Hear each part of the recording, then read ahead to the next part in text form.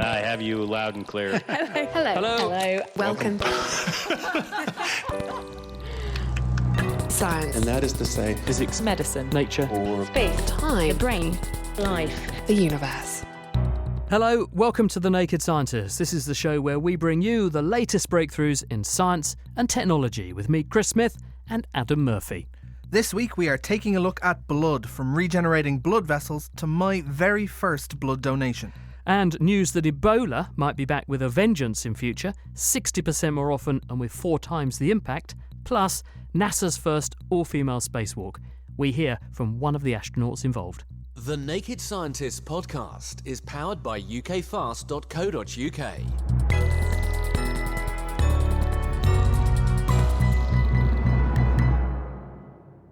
Now first this week, Ebola outbreaks could become 60% more frequent and affect 4 times as many people as they have in recent years, owing to the effects of climate change and overpopulation. That is the sombre message which is emerging from a new disease outbreak simulation from UCL's David Redding. Ebola is a very interesting disease. It's what we call a zoonotic or animal-borne disease. So we catch this disease from contacting animals and then it spreads through human populations. What we were really interested in, can we think about the animals that have this disease, where they live, and also where the people live and what conditions they live in. And if we can bring those two things together, we can understand how Ebola outbreaks are likely to happen in the immediate future and in the more distant future. So what we did is that we constructed what we call a model, that is, do a very simple version of reality that hopefully still contains the important transmission process for this disease. And then we can run that model lots and lots and lots of times to see where might be at risk and what might happen if outbreaks happen in certain areas. Essentially a computer simulation then, where you can tweak numerous variables to ask what factors might be big drivers in the future. Yes, so we try and build a simulation that when we run it for present day, it matches what we do know about where outbreaks have occurred. And when we're happy this simulation is simulating reasonable scenarios, we can then think about what happens if we move this model to different environments. So, for instance, some where we've changed the landscape to more human-dominated landscapes, and as the climate continues to increase in warmth, how is this then going to play out in those conditions? And when you run these scenarios, what do they predict? One of the things that we predict is fewer smaller outbreaks, and they're shifting towards larger outbreaks. And that's likely to be to do with how the disease is then caught by people. There's more people, higher connectivity because more people are moving, and therefore we get these bigger outbreaks. How big is the difference that you're seeing between what we see today and the predictions made by your study in terms of the upscale of the size of the caseload and the frequency of these outbreaks? We looked at several different scenarios. In the worst case scenarios, we see a 50 to 60% increase in epidemics, which is what we define as outbreaks with more than 1,500 human cases. And we see about 4 times increase in the total number of cases per year on average. And what about the geography over which they're manifest? Do you see an expansion of that? And if so, by how much? Under the best case scenarios, we see an increase of just 1%, so effectively the same area. Under the worst case scenarios, we're looking at a 15 or so % increase in the area that's likely to be infected. And what factors in the model wield the most influence? So in other words, if you're a policymaker and you're saying, I'm going to go to Africa and I'm going to have a strategy to try to minimise the Ebola threat, what's the top 3 things to target which would have the most dramatic effect, turning your worst case scenario into your best case? In our model, we see the biggest effect in terms of socio-economic scenario. We have 3 different scenarios. We have one where we're kind of carrying on as usual. We have one where we work cooperatively to reduce poverty and increase education and increase healthcare resources, and one where we start being more isolationist and trying to deal with problems on our own. And we definitely see in that more isolationist scenario, we see a large jump in the number of epidemics and the size of epidemics. That has the biggest influence in terms of our results. And so if we work together and we say, okay, let's improve the healthcare resources in these areas where we have these dangerous diseases that have the potential to spread, not only are we going to protect from Ebola, if we have better containment facilities, we're less likely to see any kind of global importations of the disease into other countries. And we're also going to protect in terms of future diseases that we don't currently know about. It's a win-win situation, really, if we work to improve healthcare facilities in these kind of high-risk hotspots. So the moral of that story is you ignore poverty at your peril, it would appear. Thank you very much to David Redding. The study that we were discussing is just out in Nature Communications. And from global diseases to something much smaller now. As we are all aware here, science rocks. But sometimes science rocks a little smaller than normal, as I have been finding out.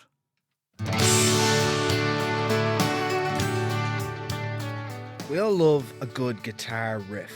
Slash, Keith Richards, Rory Gallagher, Pete Townsend, everyone's got a favourite. I'm partial to a bit of Brian May myself. But it seems even quantum physics is getting in on the guitar. I spoke to Edward Laird from Lancaster University about the tiniest guitar that's a little bit different. Yes, it is a single string instrument, and the string is a carbon nanotube, which is the smallest wire that we can make.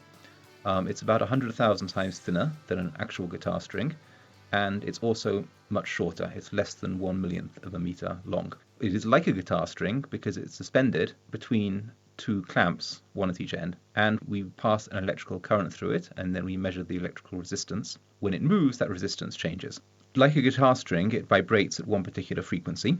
Because it's so small and so light, that frequency is correspondingly much higher than an actual guitar, so it's 231 million hertz, which is a high A. What is new about this particular device is that it oscillates by itself. A guitar that plays itself, playing the highest of A's. Rock stars around the world would be envious. But why do you want to do that? Well, there's two interesting things. The first one is, I would say, the pure scientific motivation of studying the effects of quantum mechanics and of quantum measurement on small moving objects. The theory of quantum mechanics was developed 100 years ago to describe the behavior of individual particles. In everyday life, we don't see any of those things. So what happens in between? And we're now in a position that we can explore this experimentally by taking medium-sized objects, so medium-sized in this case means 1,000,000 atoms or so, which is about the size of one nanotube, and trying to find out how quantum mechanics makes them behave differently. There is also an application as well, which is that you can use small resonators for detecting small forces. Just like in a real guitar string, if you put your finger on it, even if you touch it very lightly, it's very easy to hear the change in frequency or the change in damping that changes the note. If you have our nano guitar, it can measure a small force applied to that, and we can detect that by a change in the motion. Which means by dragging it across a surface, you could get a super-powered microscope, or a weighing scale that can weigh atoms. But how on earth can it play itself? Okay, so what you need to set up an oscillation is some kind of feedback effect between the motion and the electrical current. Feedback, at least in sound, is when noise from the speaker goes through the mic, which goes through the speaker, which goes through the mic. Real guitar players, though, some of them like it. So Jimi Hendrix uses feedback in some of his recordings. He points his guitar at a microphone, and if he sets the parameters properly, then the feedback stimulates the guitar string, which stimulates the microphone, which then stimulates the guitar string again, and so you amplify the oscillation. What we did was to have we set up the feedback loop entirely within the carbon nanotube itself. There is then feedback between the motion and the electrical current that's flowing through it. And the reason for that feedback is in the details of the way the electrons quantum tunnel down the length of the nanotube, but the effect is exactly the same. The feedback makes the guitar string hum to itself, and that's why we call it the self-playing guitar. Well, I don't know about you, but that story certainly struck a chord with me. Edward Laird there, and details of their self-playing guitar have just been published in Nature Physics. Hello, I'm Chris Barrow, bringing you a brand new podcast called Naked Gaming. This is where we look at gaming news. If you have a hit, if you make a first game and it hits, it's incredibly hard to recreate that in the second game. Reviews. Is it wrong to give a game 0 out of 10? That feels... Oh, I love it. Go for it. Okay, I'm just going to go hard in here. 0 out of 10. Don't waste your money. And we also go back in time with Retro Revival. I think I'm a hypocrite because last time I'm like, oh, well, they just made the same game again and that's bad. But this time I'm like, nah, it's pretty good. I'm happy with that. Make the same game. Make it again. Download it now wherever you get your podcasts.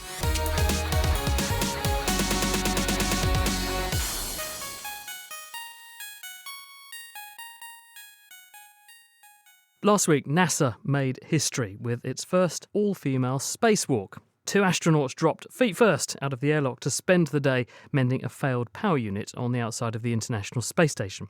One of those astronauts was physiologist Jessica Meir, and we chatted last month when she was still at Star City, which is the cosmonaut training facility outside Moscow, just before she blasted off, destined for 6 months aboard the ISS. On the space station, we are participating in a wide variety of experiments. So everything from how microgravity and the spaceflight environment affect the human body. There are some specific hot issues that we're looking at right now in terms of the health of astronauts' eyes. We're seeing some vision changes in astronauts that are coming back that we need to make sure we have a good understanding for when we start thinking about the future of space exploration. We have some evidence now that the arteries of astronauts are actually thickening in spaceflight. Even in a 6-month mission, we have about the equivalent of 20 to 30 years of aging here on the ground. So pretty significant increase, and we need to understand more about that mechanism as well. So what you're saying is you're going to come back looking 30 years older with the arterial tree of someone in their 70s, possibly in need of new eyes, but other than that, it's going to be fine. Yeah, hopefully it won't be quite that extreme. But of course, the benefit of researching these things is to make things better for the future. And those are just a few examples of those physiology studies. Of course, my interest really lies there. But we are doing things like combustion experiments. Even flames burn differently in space. As you can imagine, if we can eliminate any of these gravity-driven effects that we would have here on Earth, we might expose a whole new world of other factors that might otherwise be masked. We can grow more pure and bigger protein crystals on the space station. So that has actually led to the development of drugs for things like Duchenne's muscular dystrophy. And more recently, we are looking at Alzheimer's and Parkinson's. The Japanese Space Agency even has a drug in development in clinical trials for Duchenne's muscular dystrophy based on that space station protein crystal growth research. Some of the other work in the combustion facility will help us hopefully improve fuel economy processes here on Earth, and also will look toward engines and fuel systems for future spacecraft. And when we're on the space station, we're also doing a lot of routine maintenance and repair. The space station's actually getting a little bit old now. It's about 20 years old. So as you can imagine, if a light bulb needs to be changed or we have to fix the toilet, we can't just call a plumber or an electrician. We have to do all of that ourselves. So it's part of the routine operations that we're doing up there. We go for spacewalks as well. Anytime we need to upgrade a system, or if we need to conduct some kind of unanticipated repair that has to be done on the outside of the space station, we put the spacesuit on and have to go work out there for the day. So one of the things that I really like about the job as an astronaut is that it is very active and very diverse, doing something different every day. Was this always an aspiration of yours? I'm very good at doing this on Earth, but actually there are some questions I can answer even better in space. So I just applied to become an astronaut since it was a dream of mine since I was 5 years old. And luckily, I think some of my experiences working with the physiology of organisms in extreme environments helped them see that perhaps my background would be pretty useful in the space environment as well. And how's your Russian? Because that was the thing that many people are quite surprised to learn, that you have to become extremely good at Russian, because isn't a lot of the control materials all written in Russian? Yeah, so the International Space Station is not just American NASA astronauts. We are up there with the Russian cosmonauts, and then also the European, Japanese, and Canadian astronauts. Those are all the international partners for the space station program. There are 2 official languages on the space station, and those are English and Russian. So everybody up there has to be competent in both languages. We like to describe it as a little bit of Runglish that really gets used most of the time. For over the past year and a half, I've been over here off and on in Star City, the Cosmonaut Training Center outside of Moscow.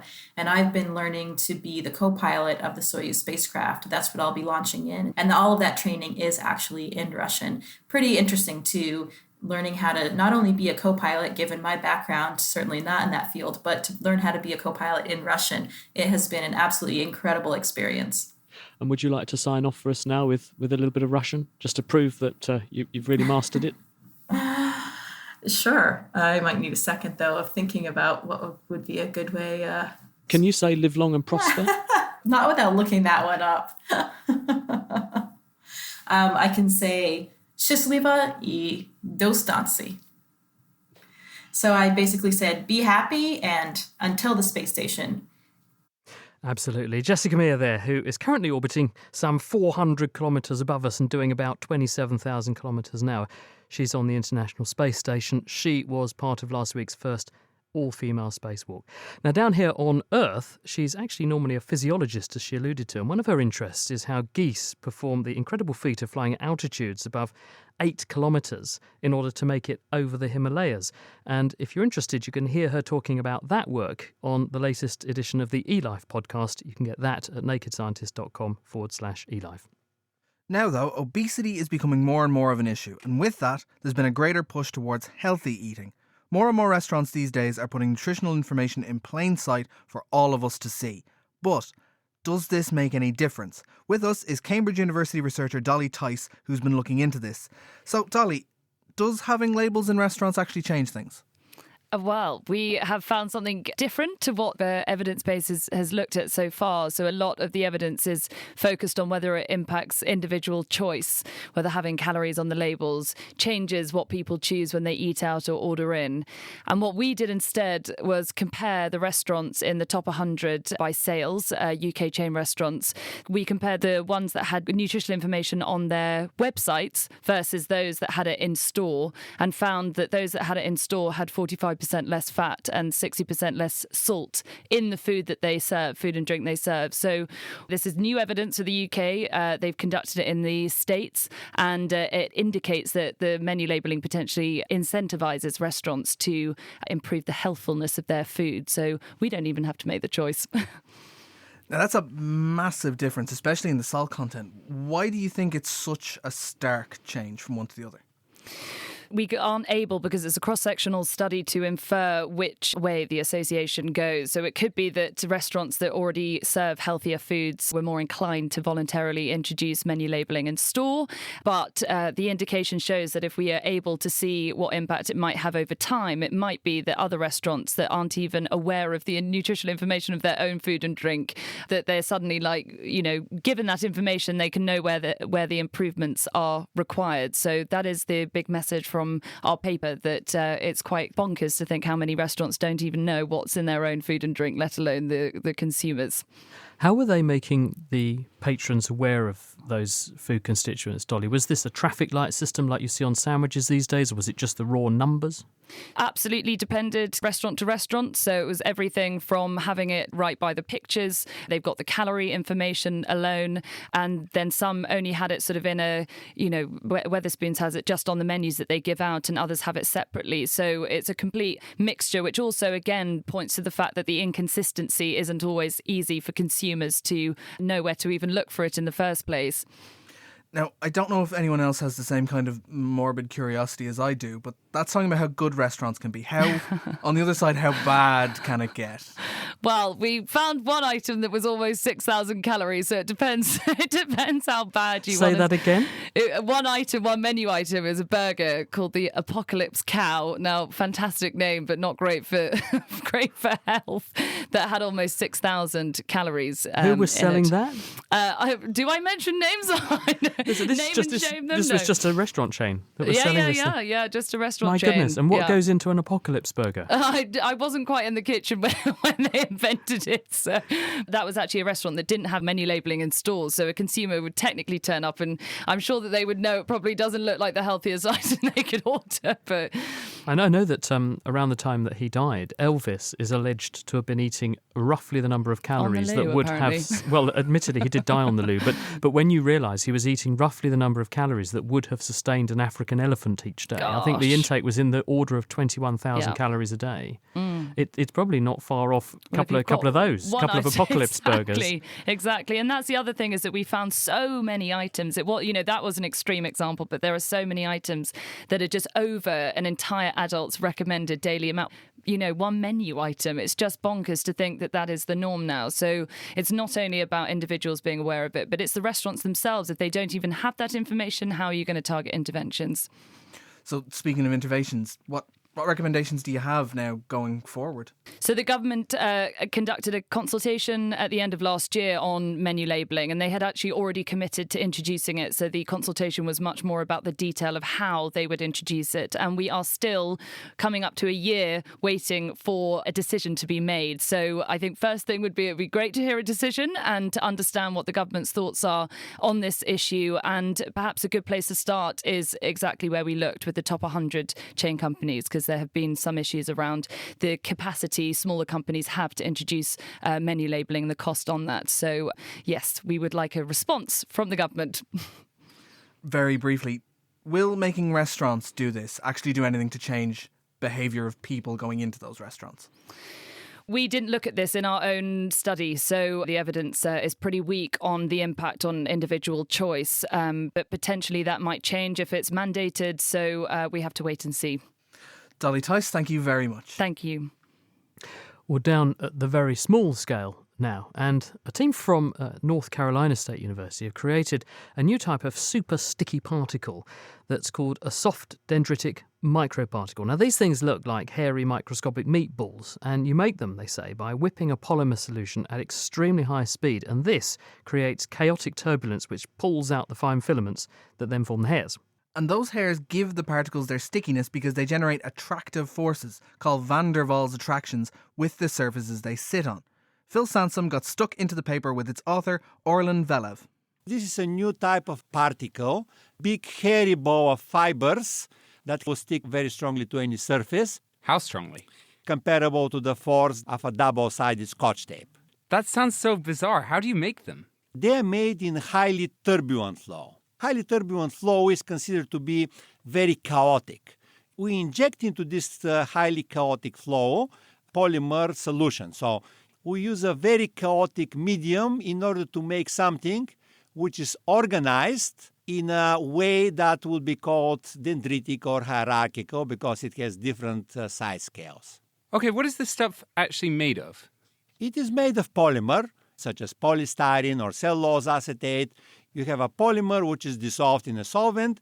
So the moment you mix the solution of the polymer with the medium, you have the polymer begin precipitating because the polymer does not like the medium into which its solution is being mixed. And how do you actually make the turbulent flow? Do you stir it really hard?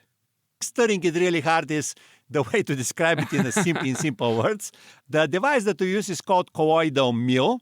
Was that colloidal mill? The mill like for milling things. We have a static encasing around a rotor that rotates at very high speed. Think of them as having highly serrated surfaces. So when this rotating cylinder, in this case, moves very fast, is that the liquid is going to be sheared very strongly. These particles then that you get out, what's so strange about them? So there would be a material which is commonly called nanofibers, similar to the nanofibers that you would find on the legs of gecko lizards. Nanofibers have very interesting properties because they are very fine.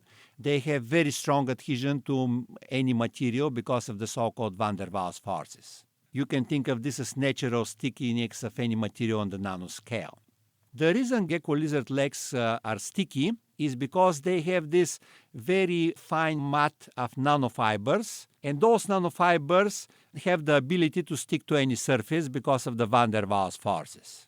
So you're saying these particles are sticky just like gecko feet are?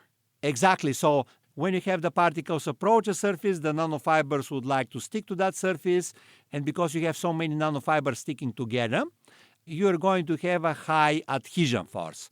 That is, you're going to have a high stickiness. What kind of things can you use this for? We believe that there will be many potential applications in different technologies. One of the properties that we describe is how easy it is to make gels. So in order to make a gel, you put particles in liquid, and if the particles are sticky, the liquid is going to stop flowing and is going to become a gel. We only need less than 1% of our particles in any liquid in order to turn the liquid into a gel. So you can use them in products where you need a small volume of particles in order to make a large volume of gel, for food or for cosmetics or for similar type of applications. If you take those particles and if you dry them on a surface, if you take a hydrophobic polymer, the surface that you dry them on top is going to become super hydrophobic, water repellent. If you take hydrophilic particles, it is going to become super hydrophilic. You can make a sheet which is going to be super hydrophobic on one side, super hydrophilic on the other side, which can be used in different applications, such as biomedical applications, for example. And presumably also we can make gloves that help us climb up walls like Spider-Man.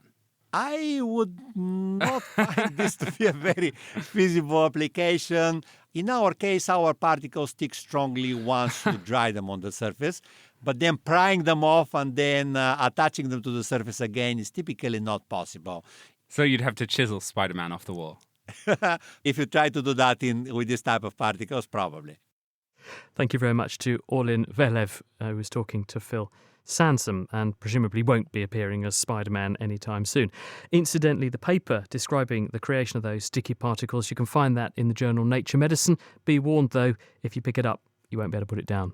And now it's time for the mailbox, which is the part of the show where we look at what you've been sending us in. And we just wanted to say a big thanks to Skylar Moore, who's part of the most impressive of clubs, which is people who have listened to all our episodes, which must be 1,000 plus going back nearly 20 years at this stage. So thank you very much, Skylar. And just a reminder that if you're interested in any of the stories we've covered, all the transcripts and papers can be found on our website, nakedscientist.com. Thanks very much to Ed Wilson, who's tweeted at Naked Scientists and sent us a wonderful picture of an Apocalypse Cow burger. That does look like, actually, it would sustain me for about a week, I think, looking at the size of that. It's probably about 10 inches tall, that burger. And it looks like it's 1, 2, 3, 4, 5, 6, 7 or 8 burgers in that burger. It's a terrifying thing, yeah. And that's not including the chips, which fill the entire tray that it's on. So there you go, that's the Apocalypse burger.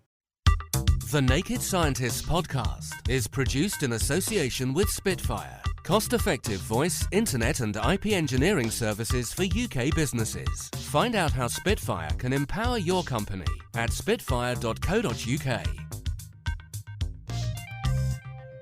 Music in the programme is sponsored by Epidemic Sound, perfect music for your audio and video productions.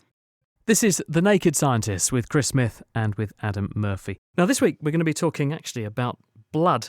What we're going to find out about is blood groups, how blood gets around your body, and also why we're getting now very close to being able to grow new blood cells in the lab.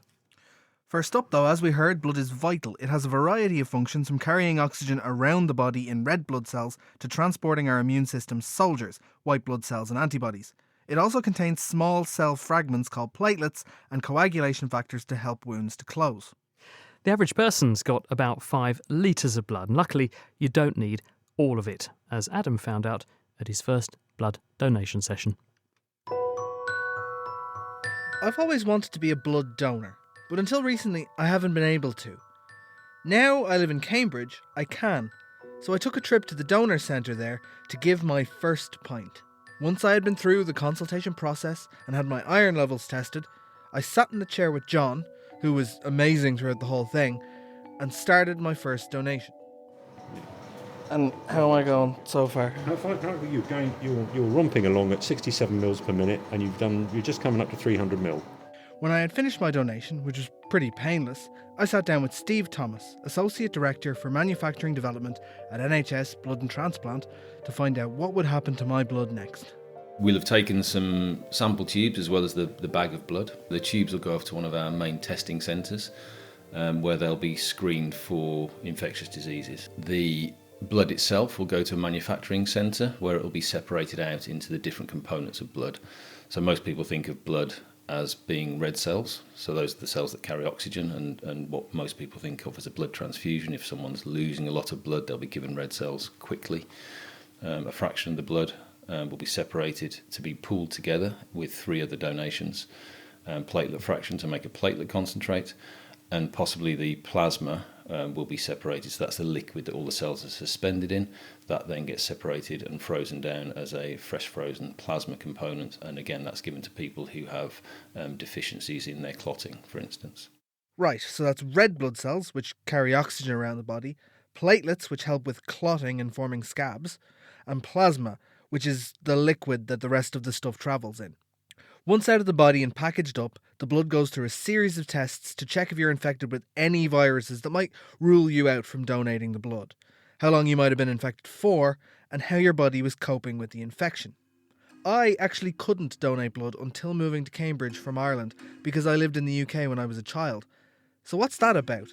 So between 1980 and 1996, the food chain in the UK was proven to be contaminated with BSE, and so whilst we had to maintain a blood supply in the UK and were collecting blood from donors in that, who lived here in that time as well, other countries excluded people who had lived in the UK in that time just to minimise the risk to their country's recipients. BSE, or bovine spongiform encephalopathy, might be more known as mad cow disease, and is a disease of the brain that cows get when they eat tainted products. That can be spread to humans, where it's known as CJD, or Creutzfeldt-Jakob disease, and it is a debilitating and terminal neurological condition. It's been very difficult to develop a reliable test for variant CJD, and that's never been successfully brought to market. So that there was a lot of work done on that over many years, but nobody ever got to the stage of having a reliable test. So overall, how is the UK doing when it comes to donation? It's quite healthy. We are constantly looking for new donors because there is a turnover of donors. Hospitals are using less blood than before due to many initiatives to reduce unnecessary use of blood, but we still need 5,000 donations every day. We're also very keen to recruit donors from black and minority ethnic backgrounds because there is a high need for donors with those particular blood types, specific blood types, and so that's something that we're very keen to promote.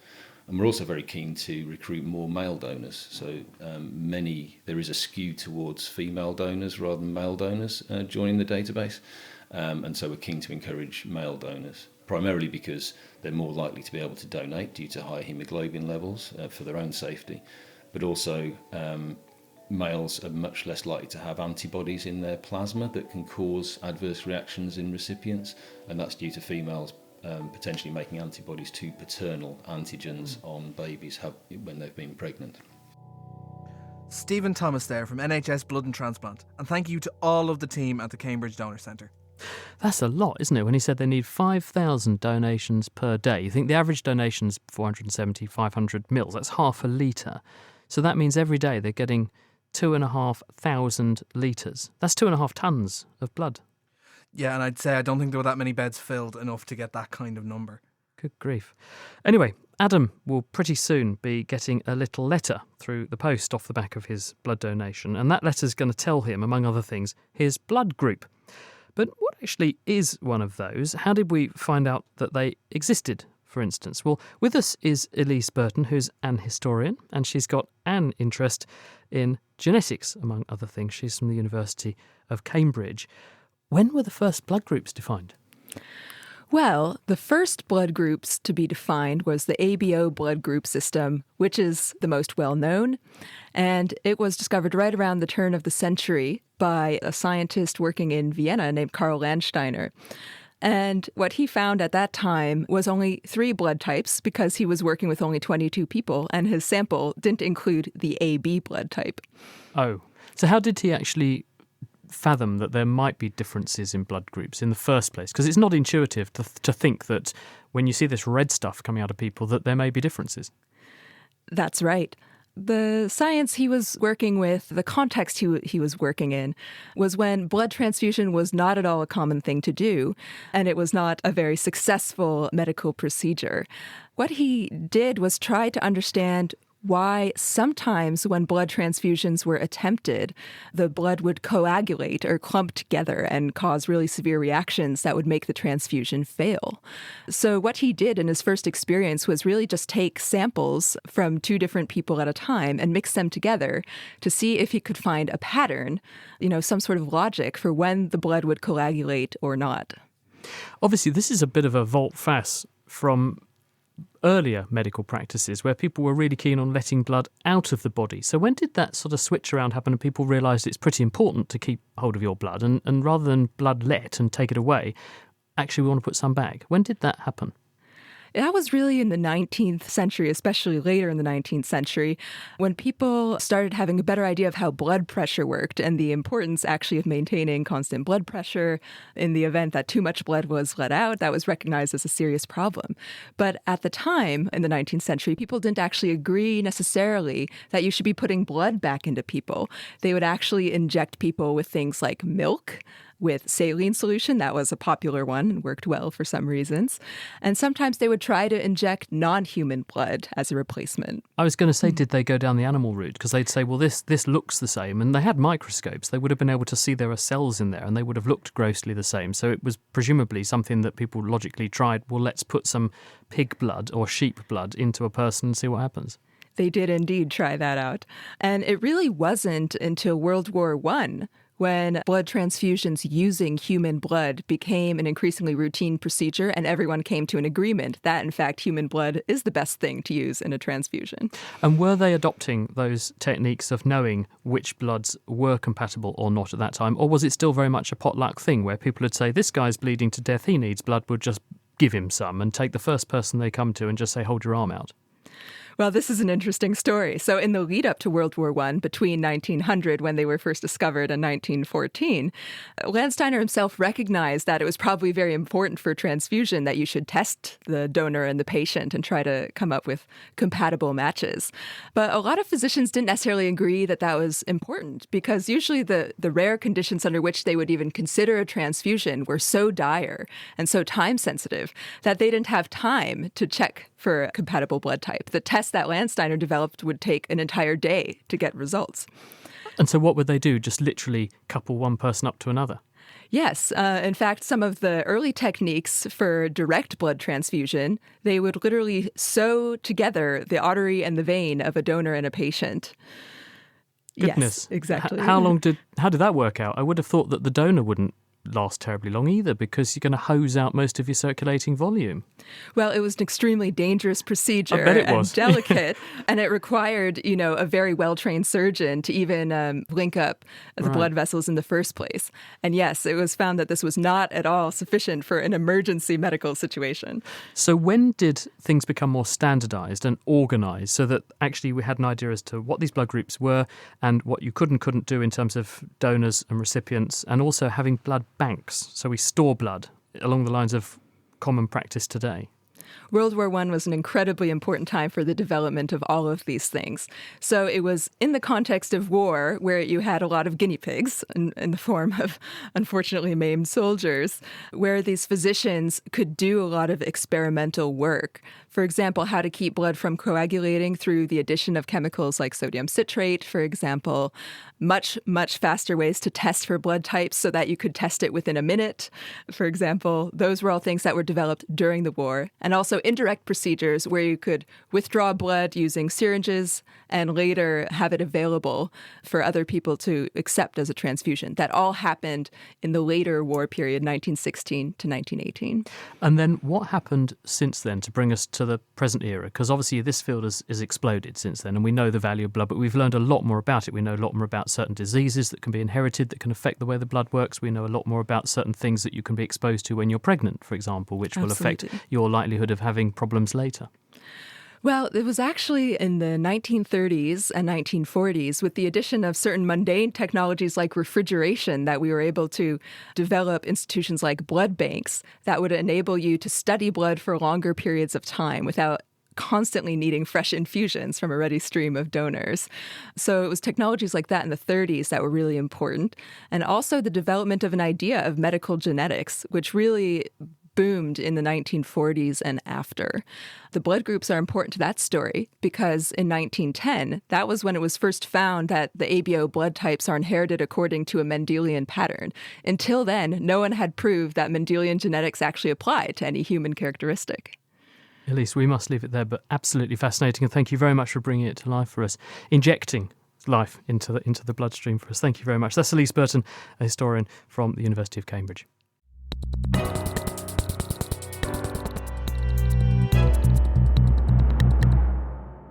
Your body needs more than just the blood flowing around it.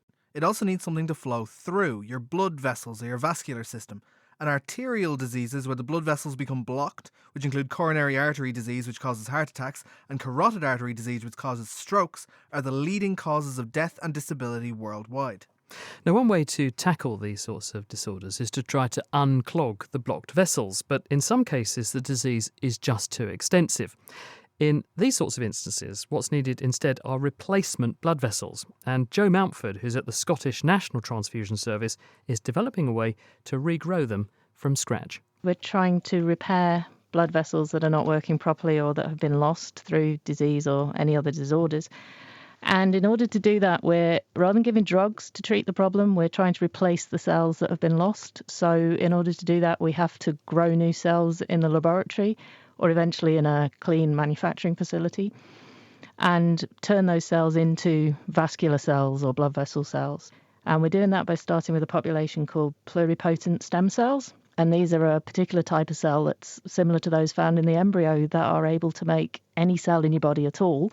And we have to try and coax them into being just vascular cells and nothing else so that they can then perform the function that we want them to have. How do you make it turn into a vascular cell and not, say, a brain cell or a muscle cell? Yeah, that's the really tricky bit. So that's where we, to begin with, always struggle and where we have to devise new protocols, new processes for doing this. We take our cues from developmental biology. So we understand how the vascular system and all of the other organs form in an individual during, embryology and as a person grows. And by understanding how that biology works, we then have to try and make that happen in a dish in the laboratory.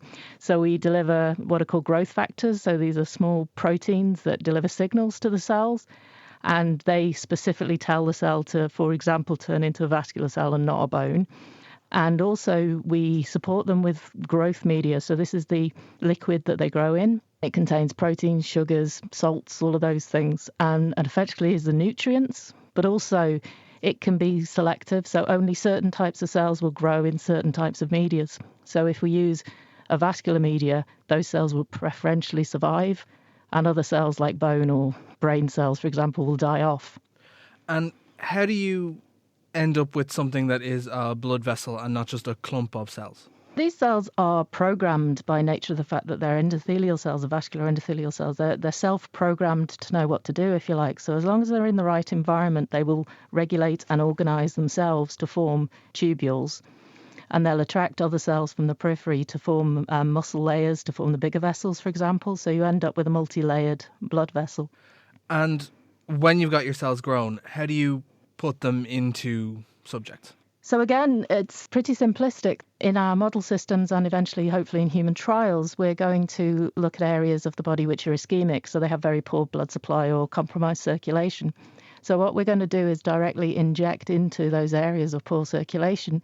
And the intent is there that the cells we put in will either form new vessels themselves, or that they will encourage the cells that are already there and perhaps dormant or not working properly to buck up their ideas, if you like, and to regenerate or to restore function themselves. So direct injection, and then either they make the vessels or they incorporate into or encourage vessels that were already there to regrow. Are there any particular conditions you're targeting that this could help with? Yeah, so our first indication is actually one that's really quite common. So it's peripheral arterial disease, or critical limb ischemia is the final stage. And this is where, particularly in the leg, you get compromised circulation, and the final stage of that, the actual treatment for it is amputation. So we'd hope that you could treat the disease earlier and avoid those very late stage complications. What stage are you at now? So that's a really good question, and we're at the stage which is always the difficult one for these type of projects. We have all of the efficacy data that we need, so from animal models, for example, so we know that this therapy works in the systems we've looked at it. We're now at the point of needing to go to clinical trial in humans. In order to do that, we need funding. And the first step of that is to manufacture the cells in a manufacturing environment that's qualified and regulated to do so. So to produce them at a sufficient grade and clean enough and safe enough. And then we'll have to do safety testing. And then we can go to human trials. Absolutely fascinating stuff there. Joe Mountford. Now, we heard earlier on in the programme Adam giving blood, and we also heard about the prodigious volume of blood that's needed every day. I mentioned it's about 2.5 tonnes just in a small country like the UK. But could we not grow blood in the laboratory? And if we were going to do that, how might we go about it? Well, Cedric Gavart is from the Cambridge University Department of Haematology, and he's trying to do this for platelets, one component of the blood. And I presume by extension you could therefore look at other components as well, Cedric. But first of all, you're doing this for platelets. What's one of those? So platelets are one of the 3 main blood components. They're actually the smallest cell in the body. If you look at a millimeter on a ruler, you can line 250 platelets in that millimeters. The interesting thing is that some people argue they're not even a cell because they don't contain a nucleus, they don't have DNA. When I was learning biology at school, they said platelets are bits of cells. That's absolutely true. They are fragments of a parent cell that lives in the bone marrow and called a megakaryocyte. And one megakaryocyte will release about 1,000 to 2,000 of these little fragments called the platelets. Every day? Or in its lifetime? Every day we produce 10 to the 11 platelets. So that's 100 billion platelets. That's right. Every day. And so these cells are just budding off little bits of themselves, which then go circulating around in the bloodstream. That's absolutely right. And what are they doing there? What is their role? The main role of the platelets is to monitor your blood vessels. So they contain 2 things. Their outer layer, which we call the membrane, and on that membrane they have all sorts of little receptors. And these receptors will tell the platelets that the blood vessel has been damaged. When the platelet detects that, it does 2 things. It will attach to the damaged blood vessel, and it will become activated. And by that, it will then tell other platelets around, you need to come and help. These platelets will then stick to each other and form a plug to literally block the hole. Do they change shape or anything? Do they become sort of spiky or anything to become more jagged so they jam in the holes? So they do become spiky indeed. You see that under the microscope when you activated platelets. They go from a disc to this sort of spider, and that allows them to indeed interact with each other even better. The thing that they also do is to then pull. They literally pull the wound together to try to stem the blood. And they're presumably the first responders. When you have a wound, they're there first because they're at the scene of the crime already, because they're in the blood, and then as more come along, they're recruiting more of their mates from the numbers that come in the blood flow. And what do they provide the initial foundation of a blood thrombus or a clot? That's absolutely right. So once they become activated, inside the platelets there are granules. Those granules contain things that tell the blood you need to clot. These things are released when the platelets become activated, and that leads to an amplification of the blood clotting. There are proteins that are linked together, they form a polymer, and that polymer is a sort of a mesh that will capture more platelets and really plug the hole. So the platelets are pulling more raw materials that are dissolved in the blood into that wound site and then turning it into this dense meshwork that's going to be a stable repair. That's absolutely right. So they're really critical, aren't they? Absolutely. We can't do without them. And what's the problem with just growing them in a dish? Because we can grow loads of things in dishes these days. We can, cells grow in dishes easily. So why can't you just churn out platelets in a dish? The main challenge with producing platelets in a dish is to do it so efficiently that actually we have a product that can be used, for example, by the NHS and cost efficient. So if you look at a bag of platelets, which we give for a transfusion, it contains 3 times 10 to 11. 300 billion platelets. So where the platelets score, as it were, is that we only need to produce 1 megakaryocyte to produce 1,000 platelets. Right. And we can grow the megakaryocyte from stem cell. So the idea is that we can take stem cells, grow them into megakaryocyte, and then right at the last stage of production, suddenly you have this massive amplification, 1,000 times more platelets than you had megakaryocytes. But if it's that easy to just grow these things in a dish, why are we not doing it? What is the problem at the moment? The main problem is that particular last step. When the megakaryocyte is in the bone marrow, it gets cue from its environment. It will detect the blood flow, it will be talked to by the cells that are around it, and that it's very difficult to reproduce in the dish. If we produce megakaryocyte in liquid, in a culture dish, they can produce 1 to 10 platelets, so we're at least 100 times below what a megakaryocyte can do. So you've got to have some way of recreating that very specialised three-dimensional relationship in the bone marrow where all these cells are in contact in a particularly special arrangement, which seems to be the cue to them to churn out platelets with the efficiency that they do when they're inside the body. And that's exactly the challenge that my group and several other groups across the world are trying to answer. And there are 2 ways to do this.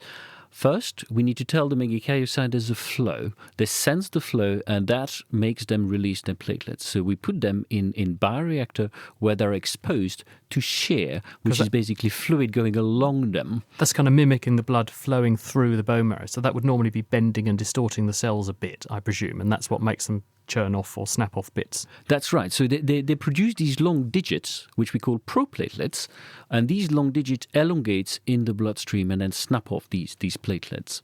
And when you make them, having mimicked this as best you can, do the platelets that you produce in the dish look like and critically work like the ones that are made naturally in the bone marrow? And that's the critical thing that we are trying to address at the moment. They are bigger when we produce them in the dish, and they don't seem to quite react like normal platelets. However, that doesn't mean they won't work really well. What we need to do is to test them through a range of assays to really make the statement, these platelets are good, they will monitor your blood vessel, they will last in circulation. Is your aim to make platelets bespoke for a patient, or would you make off-the-shelf platelets, a bit like we'd currently do with transfusion medicine, where we just make a big bag of platelets collected from a range of donors? So at the moment we can produce platelets from either 4 donations from 4 different donors, or we take them off a special machine where we have one pool of platelets coming from one donor. But we've talked of blood group before. One of the challenges with platelets is that some people are immunized and they need platelets of a very specific blood type, which is much more when difficult. When you say immunized, you mean that they've made an immune reaction to certain types in the past. So Absolutely. you've got to basically restrict what types you give them. Exactly. The beauty of working with stem cell is that we can edit the DNA somewhat. And because we can edit the DNA, we can actually make platelets that don't express blood group. They are universal platelets. The one we produce in the dish can go to anyone. And that's one of the beauty of this technology. And are you far away? We are not that far away. We are looking at human clinical trials in the next 2 to 3 years. Well, hopefully you'll be back to tell us about it soon. Cedric Gavert, thank you very much indeed. Thanks to our other guests as well this week, Stephen Thomas, Elise Burton, Joe Mountford and Cambridge Donor Centre. And we just have time to get our teeth into this question from Dan. I watched a survival show where the host caught a skunk, cooked it, and ate it, but said it was awful. It got me wondering, are most animals edible? And taking that to an extreme, what are the odds that dinosaurs were actually edible?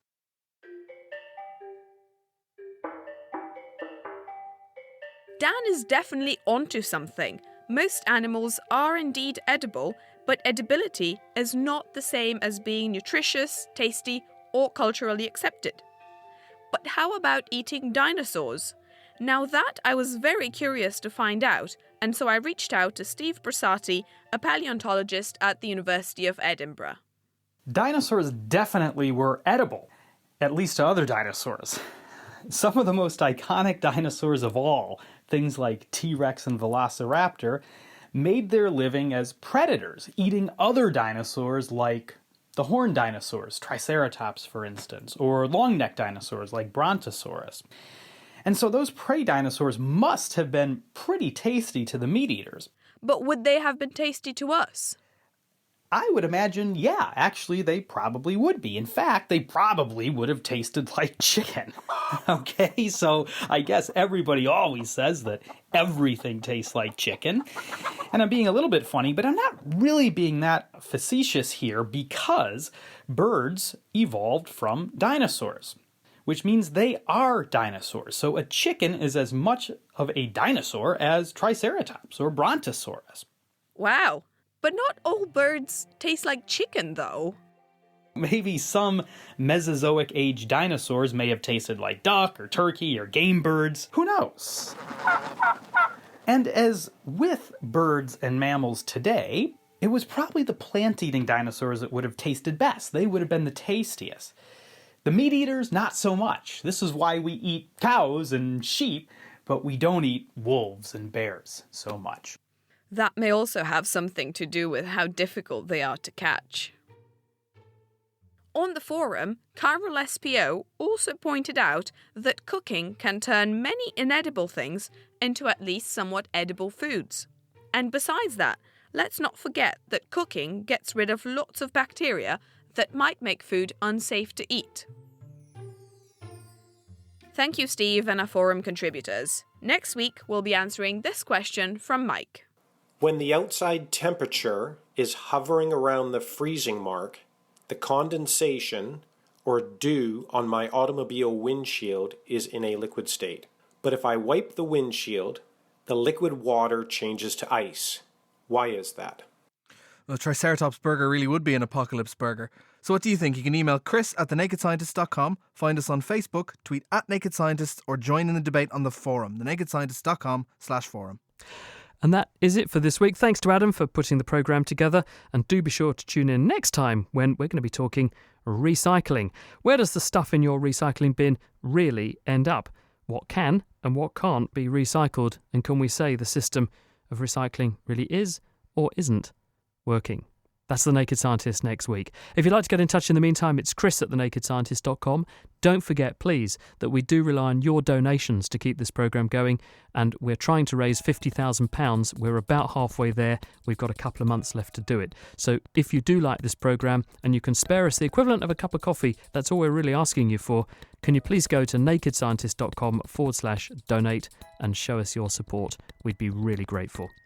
The Naked Scientist comes to you from Cambridge University and is supported by the EPSLC and Rolls-Royce. I'm Chris Smith.